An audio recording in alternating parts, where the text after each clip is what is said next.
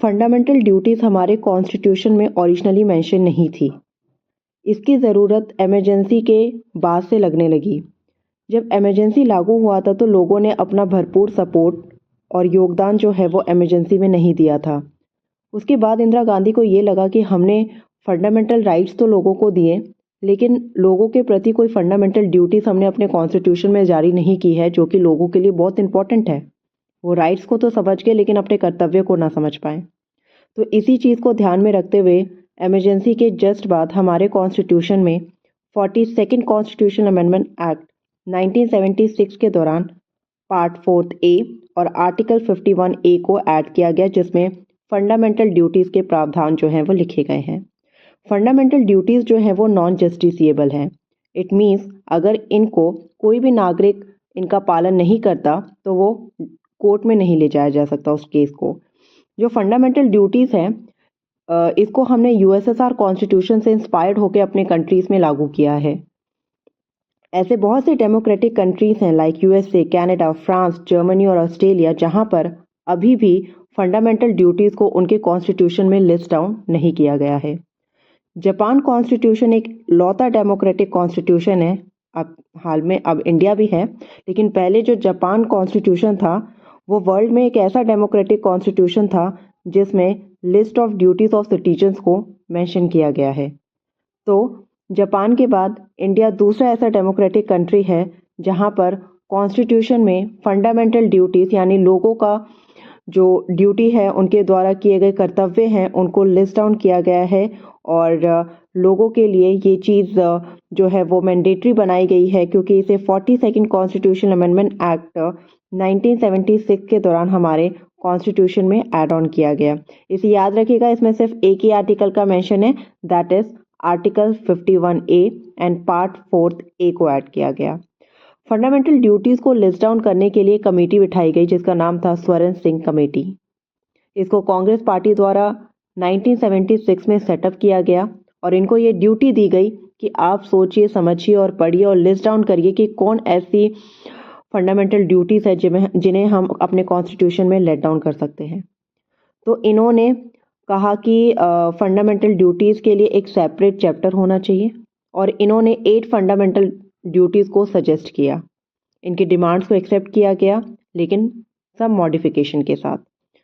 तो 10 fundamental duties को add on किया गया by 42nd constitutional amendment act 1976 के through and one more add किया गया 86 कॉन्स्टिट्यूशनल अमेंडमेंट एक्ट 2002 में। यानी कि अभी जो करेंटली हमारे फंडामेंटल ड्यूटीज़ हैं वो 11 हैं। जो रीसेंट वन है उसे 86 कॉन्स्टिट्यूशनल अमेंडमेंट एक्ट 2002 में ऐड ऑन किया गया। लेकिन स्वरण सिंह कमेटीज़ ने जो रिकमेंडेशंस दी थी उनमें से एक सजेशन और 2 रिकमेंडेशन को खारिज कर दिया गया था, उन्हें एक्सेप्ट नहीं किया गया था। तो उन रिकमेंडेशन और सजेशन को हम देखेंगे कि वो कौन से ऐसे रिकमेंडेशन और सजेशन दिए गए थे स्वरण सिंह कमेटी के द्वारा जिसे कॉन्स्टिट्यूशन में लिस्ट डाउन नहीं किया गया, उन्हें खारिज किया गया। लेकिन इस बात को याद रखिएगा कि स्वरण सिंह कमेटी ने ही ये सजेशन दिया था और उनके द्वारा दिए गए सजेशन से ही हमने 6 फंडामेंटल ड्यूटीज़ को अपने फाइनल कॉन्स्टिट्यूशन में लेट डाउन किया गया था। एंड ये जो कॉन्स्टिट्यूशन में फंडामेंटल ड्यूटीज़ ऐड ऑन हुई, ये 42nd कॉन्स्टिट्यूशनल अमेंडमेंट एक्ट 1976 से ऐड ऑन हुई और ये जो स्वरण सिंह कमेटी थे इनका गठन भी कांग्रेस पार्टी ने किया था 1976 में। तो इस डेट को भी याद रखिएगा कि स्वरण सिंह कमेटी की जो गठन होता है वो 1976 में होता है। अब हम देखते हैं कि ऐसी कौन से रिकमेंडेशन और सजेशन थे स्वरण सिंह कमेटी के जिनको खारिज किया गया, जिनको एक्सेप्ट नहीं किया गया। तो पहला ये था कि इन्होंने ये सजेस्ट किया था कि द पार्लियामेंट में provide for the imposition of such penalty or punishment as may be considered appropriate for any non-compliance with or refusal to observe any of the duties। कहने का तात्पर्य ये है कि अगर कोई पर्सन अपनी ड्यूटीज़ को नॉन कम्प्लाइंस यानी कि अपनी ड्यूटीज़ नहीं निभाता जो लिस्ट डाउन की गई है, तो उनके लिए पेनल्टी और पनिशमेंट का प्रावधान दे रखा है। दूसरे में ये कहा गया कि जो पेनल्टीज़ और प्रावधान के लिए जो लॉज बनाए जाएंगे उनको कहीं भी क्वेश्चन नहीं किया जा सकता नागरिक के द्वारा कोर्ट में, on the ground of infringement of any fundamental rights or on the ground of repugnancy to any other provisions of the constitution. It means इन्हें एक तरीके से जुडिशियल रिव्यू के अंतर्गत लाया गया, तो इस चीज़ को भी खारिज किया गया, इस चीज़ को भी, इस सेकेंड वाले क्लॉज को भी कॉन्स्टिट्यूशन में एक्सेप्ट नहीं किया गया। एंड जो थर्ड इन्होंने रिकमेंडेशन दी जिसको ऐड नहीं किया गया वो था duty to pay taxes should also be a fundamental duty of the citizens. तो जो टैक्सेस पे करने की बात की गई, उन स्वर्ण सिंह कमेटी का ये सजेशन था, रिकमेंडेशन था कि इसे भी एक फंडामेंटल ड्यूटी माना जाए और इसे भी फंडामेंटल ड्यूटी में ऐड ऑन किया जाए, लेकिन इस चीज़ को भी ऐड ऑन नहीं किया गया।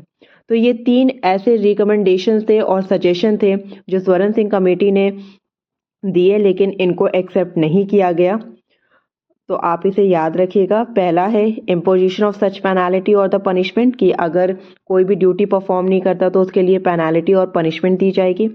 और सेकंड ये कि जो पेनाल्टी और पनिशमेंट पे लॉज बने जाएंगे उनको क्वेश्चन नहीं किया जाएगा किसी भी कोर्ट में ये कह के कि वो किसी फंडामेंटल राइट्स को इन्फ्रीज कर रहे हैं। एक तरीके से जुडिशियल रिव्यू का प्रोटेक्शन देने की बात की गई, इस चीज़ को भी ऐड ऑन नहीं किया गया।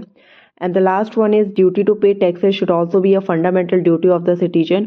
स्वर्ण सिंह कमेटी के द्वारा ये कहा गया कि जो हम टैक्सेस पे करते हैं वो भी एक ड्यूटी माना जाए, उसे भी ऐड किया जाए, लेकिन इस चीज़ को भी हमारे कॉन्स्टिट्यूशन में एज अ फंडामेंटल ड्यूटी जो है वो कंसिडर नहीं किया गया।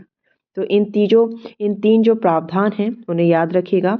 आगे आने वाली पार्ट्स में हम उन फंडामेंटल ड्यूटीज़ के बारे में पढ़ेंगे जो हमारे कॉन्स्टिट्यूशन में मेंशन है। ओरिजिनली 10 फंडामेंटल ड्यूटीज़ इंक्लूड हुए, फिर लेटेस्ट जो हुआ वो 11th हुआ जो कि 86 कॉन्स्टिट्यूशनल अमेंडमेंट एक्ट 2002 से ऐड ऑन हुआ। अगर आपको पता है कि वो लेटेस्ट जो ड्यूटी है वो कौन सी ऐड हुई है तो आप कमेंट सेक्शन में मुझे ज़रूर बताइएगा। अभी के लिए बाय बाय, टेक केयर, ध्यान रखिएगा।